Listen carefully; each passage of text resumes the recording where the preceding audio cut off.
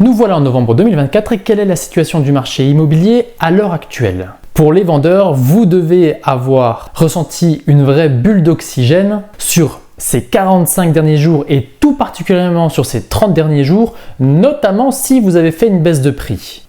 Oui, les taux ont un petit peu baissé, les barèmes de banque ont également un petit peu baissé et il s'avère qu'avec la baisse générale des prix de l'immobilier, bien qu'en prix affiché, on est encore loin de ce qu'il faudrait que l'on ait, eh bien, je remarque que beaucoup d'acquéreurs sont revenus pour faire des visites. Alors oui, les marges de négociation sont toujours aussi élevées. D'ailleurs, abonnez-vous parce que la semaine prochaine, je vous raconte l'histoire d'une de mes négociations et vous allez voir que le prix affiché a une grande importance par rapport à la liquidité de votre bien.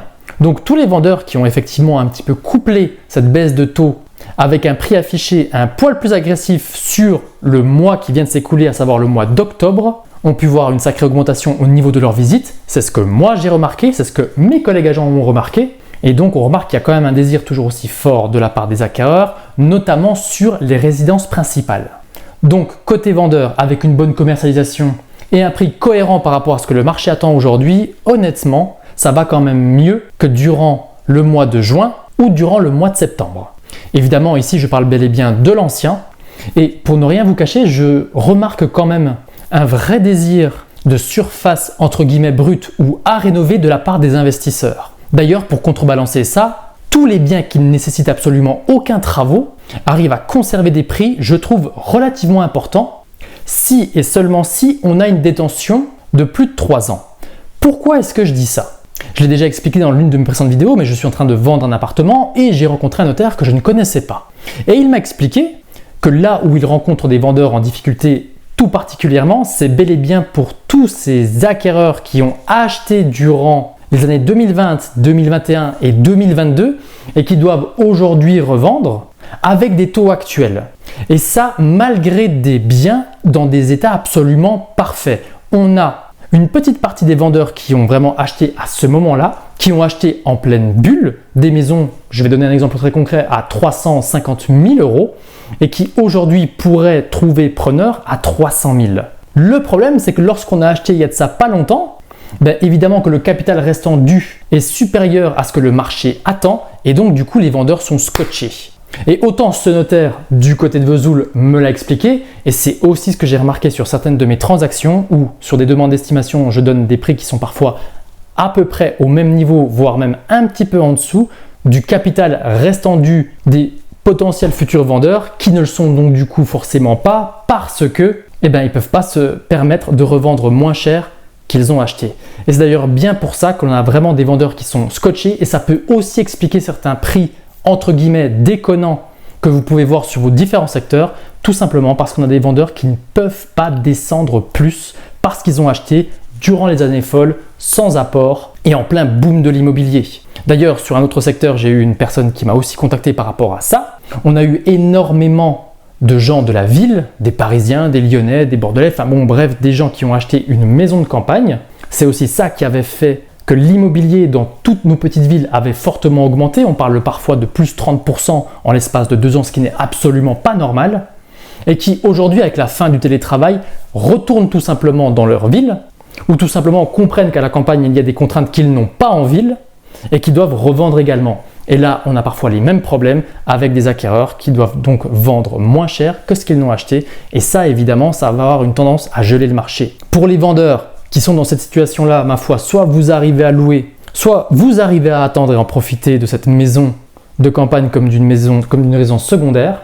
Mais c'est vrai qu'on a des vraies difficultés à cet endroit-là. Et d'un point de vue psychologique, c'est quand même compliqué d'aller vendre un produit, surtout dans l'immobilier, moins cher que ce qu'on l'a acheté.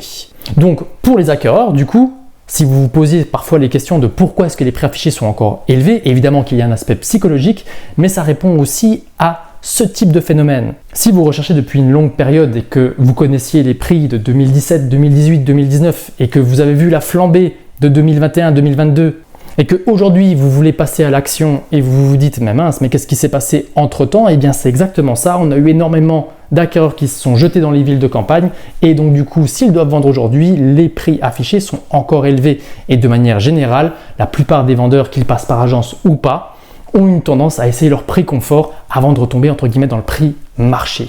Et le marché a bel et bien tourné. C'est bien pour ça que au mois d'octobre, des vendeurs ont fait des petits ajustements de prix avec la baisse des taux, plus entre guillemets la météo qui est venue. Je vous assure que la météo a un impact sur les visites en immobilier. Et bien évidemment qu'il y a 2-3 situations qui ont pu se débloquer.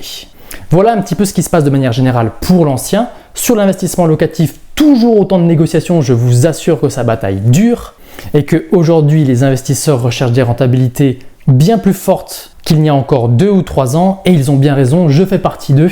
Et sur l'investissement locatif, notamment lorsqu'il y a des travaux, je constate des décotes absolument monstrueuses en ce moment. Mais évidemment que les mécaniques de réflexion sur une résidence principale ou sur un investissement locatif sont complètement différentes. Personne n'est obligé d'acheter un investissement locatif sauf cas particulier. Et donc pour ceux qui veulent se lancer là-dedans, honnêtement, il y a des opportunités en ce moment. Je finirai cette vidéo par vous parler tout simplement du neuf. Et là, pas vraiment de changement sous le soleil, c'est toujours autant la catastrophe. On a toujours une courbe qui continue de descendre par rapport aux mises au chantier ou par rapport aux permis qui sont accordés. Bref, c'est la bérésina chez les promoteurs, avec en plus le marasme que l'on connaît à l'heure actuelle à l'Assemblée nationale, notamment par rapport à la fiscalité. Évidemment que tous les investisseurs, on va dire plus traditionnels et institutionnels, ont fui. Et les logements qu'on ne construit pas aujourd'hui sont ceux qui manqueront demain. Donc, en ce qui concerne la crise du logement, installez-vous confortablement parce qu'on n'a pas fini d'en entendre parler. D'ailleurs, beaucoup de personnes qui voulaient devenir propriétaires, et notamment au travers des promoteurs immobiliers, pour avoir l'assurance entre guillemets du neuf, avec les faillites qui se multiplient, on voit même certains acquéreurs qui disent « Eh bien non, j'ai pas envie de me mettre dans une galère avec un promoteur ou un constructeur de maisons individuelles qui est en faillite. Par conséquent, je me rabats sur l'ancien. » Et c'est aussi ce qui fait que l'ancien en ce moment reprend des couleurs. On pourrait même d'ailleurs faire le parallèle avec les voitures. On a de moins en moins de voitures neuves qui se vendent, mais par contre les voitures entre guillemets de seconde main ont vu leur prix augmenter. J'aime bien faire ce petit parallèle parce que j'ai un collègue qui m'a fait la réflexion il y a de ça pas longtemps parce que justement il cherchait à acheter une voiture neuve. Si on parle de logement, on peut aussi parler du DPE. Et en l'état actuel et au moment où je tourne cette vidéo, évidemment que ça va peut-être changer, mais je tiens à vous rappeler que d'ici 2 mois, tous les logements classés G sortiront du marché de la location. Il y a de fortes chances que le calendrier soit un petit peu aménagé, mais même si le calendrier est aménagé de 1 an, il est absolument impossible que tous les travaux de tous les appartements classés G de France soient effectués, même pour janvier 2026.